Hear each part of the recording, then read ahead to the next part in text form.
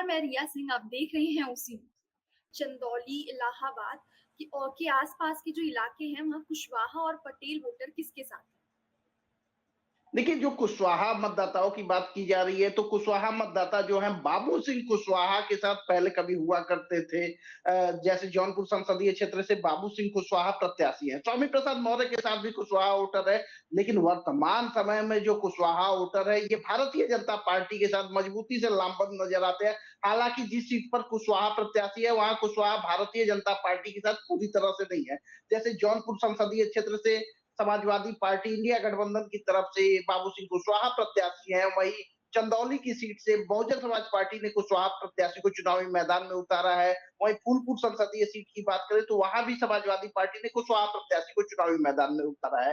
तो इन सीटों को छोड़ दिया जाए तो कुशवाहा समाज के लोग जो है या भारतीय जनता पार्टी के पक्ष में लामबंद नजर आते हैं। वहीं अगर कुर्मी समाज की बात करें तो कुर्मी समाज को भारतीय जनता पार्टी ने भी ठीक ठाक टिकट दिया है, समाजवादी पार्टी इंडिया गठबंधन ने भी ठीक ठाक टिकट दिया है। ऐसे में जो प्रत्याशी हैं इंडिया गठबंधन के, वो अपनी सीटों पर वोट लेने में तो सफल रहे हैं, लेकिन अन्य जगहों पे वो वोट कांग्रेस पार्टी के पक्ष में, समाजवादी पार्टी के पक्ष में, इंडिया गठबंधन के पक्ष में पोलराइज कराते नहीं नजर आ रहे हैं। ऐसे में जो कुर्मी मतदाता है, जो कुशवाहा मतदाता है, अन्य संसदीय क्षेत्रों पे भारतीय जनता पार्टी के पक्ष में मजबूती से लामबंद नजर आ रहे हैं।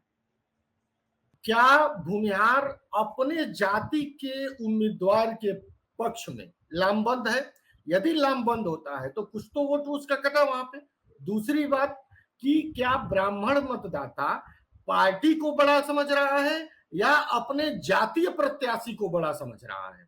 क्या राजपूत मतदाता पूर्वांचल में बीजेपी के प्रति लामबंद है या अपनी जातीय का प्रत्याशी नहीं है तब वो बीजेपी को चुन रहा है या जाति के प्रति समर्पित है? देखिए, जो आपने बात कही जातीयता की, तो हर एक व्यक्ति के साथ एक जाति का टैग जुड़ा होता है और हर व्यक्ति का कोई ना कोई वाद होता है, विचारधारा होती है, वैसे ही जाति होती है। तो उसके रिश्तेदार उसकी जाति में होते हैं, उसके दोस्त मित्र सामान्यतः तो उस जाति के ज्यादा होते हैं। इसलिए वो लोग जातीयता के प्रति हर किसी का थोड़ा बहुत लगाव होता है। किसी का 19 होता है, किसी का 20 होता है।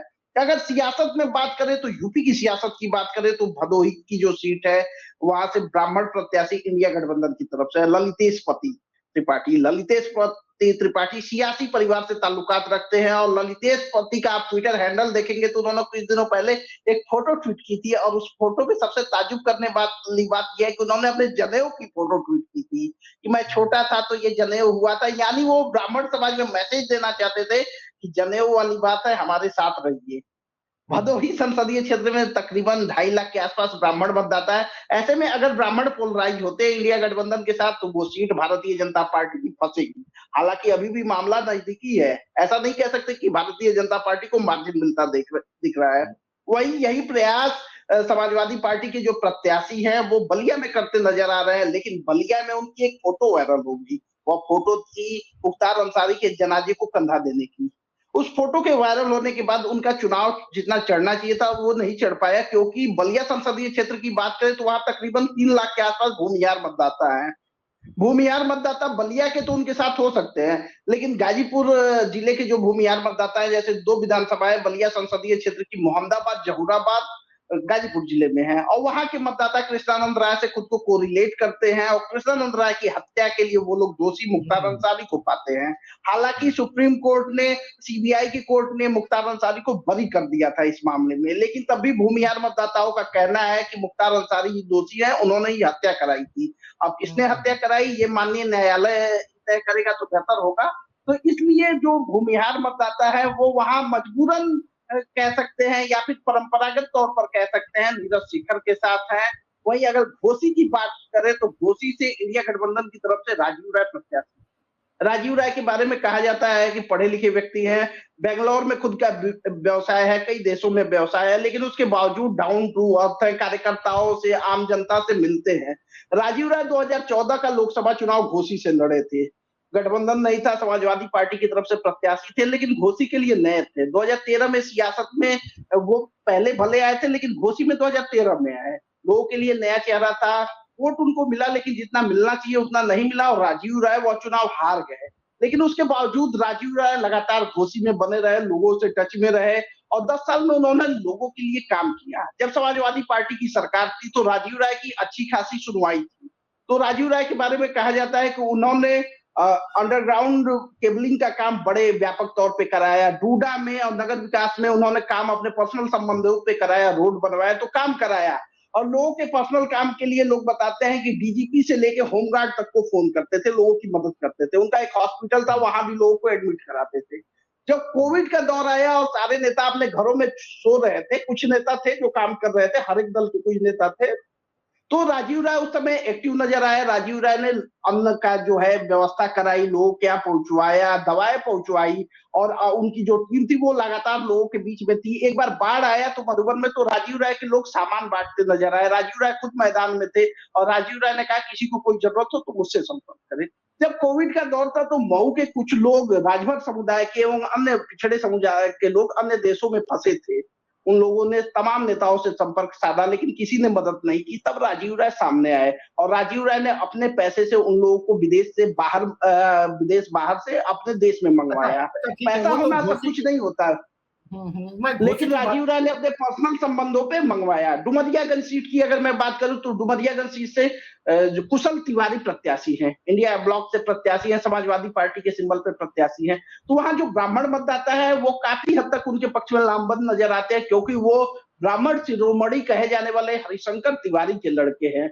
कुशल खुद सांसद रह चुके हैं। ऐसे में जो व्यक्ति सियासत में होता है कभी ना कभी किसी की मदद किया होता है। उसके भले कुछ दुश्मन होते हैं लेकिन बहुत से लोग ऐसे भी होते हैं जिनकी वह प्रत्यक्ष अप्रत्यक्ष मदद किया होता है। तो ऐसे में ब्राह्मण मतदाता उनके पक्ष में थोड़े लामबंद नजर आते हैं। वहीं क्षत्रिय मतदाताओं की बात कर रहे हैं तो क्षत्रिय मतदाता जो है, अगर धनंजय सिंह बसपा से प्रत्याशी होते तो जौनपुर में उनके साथ नजर आ रहे थे, लेकिन चूंकि अब कृपाशंकर सिंह अकेले प्रत्याशी हैं तो क्षत्रिय उनके साथ नजर आ रहे हैं। वहीं अगर बगल की सीट गाजीपुर की बात करें तो गाजीपुर में जो क्षत्रिय मतदाता है वो काफी हद तक बहुजन समाज पार्टी के प्रत्याशी डॉक्टर उमेश कुमार सिंह के साथ लामबंद नजर आते हैं।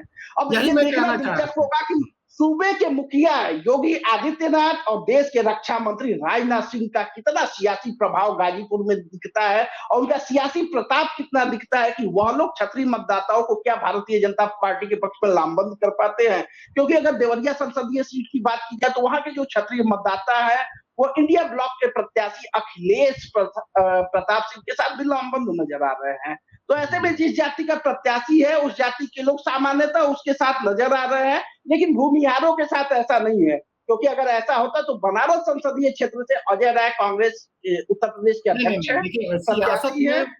हाँ, सियासत में अब नरेंद्र मोदी या जहां से अखिलेश लड़े, डिम्पल लड़े या योगी आदित्यनाथ खुद लड़ जाए, तो ये तो प्रतीक हैं, बड़े चेहरे हैं। इनके पक्ष में नहीं, यहाँ तो कुछ वो नहीं चलता है। देखिए बड़े चेहरों की जब आप बात कर रहे हैं तो बड़े चेहरे हैं, लाजमी है कि वो जीतेंगे, लेकिन उसके बावजूद आपका वोट बैंक नजर आता है। जैसे बनारस संसदीय क्षेत्र की बात करें तो आजादी के बाद लगातार 3 बार सांसद हुए डॉक्टर रघुनाथ सिंह भूमिहार समाज से आते हैं। रघुनाथ सिंह को बाद में जहाज रानी शिपिंग कारपोरेशन का अध्यक्ष भी बनाया गया है। 1 रुपए की सैलरी पे रघुनाथ सिंह थे, कुछ नहीं कमाए, उनकी परिवार से कोई सियासत में नहीं है। राजनारायण उसी बनारस के रहने वाले हैं, भूमिहार जाति से ताल्लुकात रखते हैं। राजनारायण के बारे में कहा जाता काशी विश्वनाथ मंदिर में दलितों का उन्होंने प्रवेश कराया, जिसके लिए उन्होंने लोगों का विद्रोह भी सहा, विरोध भी सहा, और उन्होंने अपनी सैकड़ों एकड़ जमीन दलितों, वंचितों, शोषितों में दान कर दी। काशी के बारे में हर हर महादेव का नारा लगाया जाता है, तो काशी नरेश को देख के वो भी सहयोग से भूमिहार समाज से ताल्लुकात रखते थे। बीएचयू से लगाए तमाम संस्थाओं के लिए उन्होंने जमीनें दान दी है, जिसका लोग आज लाखों की संख्या में लोग लाभ लेते हैं। लेकिन काशी विश्वनाथ दर्शन भी करने जाते हैं, लेकिन काशी नरेश को नहीं याद करते हैं। ऐसे में कहा जाता है कि बनारस संसदीय क्षेत्र पे तकरीबन 3 लाख से ज्यादा भूमिहार वोटर हैं, लेकिन वह अजय राय के साथ लामबंद नहीं नजर आते हैं। बड़े चेहरे के तौर पर मोदी जी चुनावी मैदान में हैं, जाहिर सी बात है कि वह चुनाव जीतेंगे, उनके साथ ज्यादा लोग रहेंगे, लेकिन इसके आधे लोग भी अगर अजय राय के साथ नजर आते, भूमिहार समाज के लोग नजर आते, तो अजय राय को चुनाव में इतना कम वोट नहीं मिलता। चलिए, अच्छा रहा दिव्येंदु भाई आपसे बातचीत करके। प्रकाश जी और दिव्येंदु जी, आपका बहुत बहुत धन्यवाद, आज हमारे साथ आप जुड़े और हम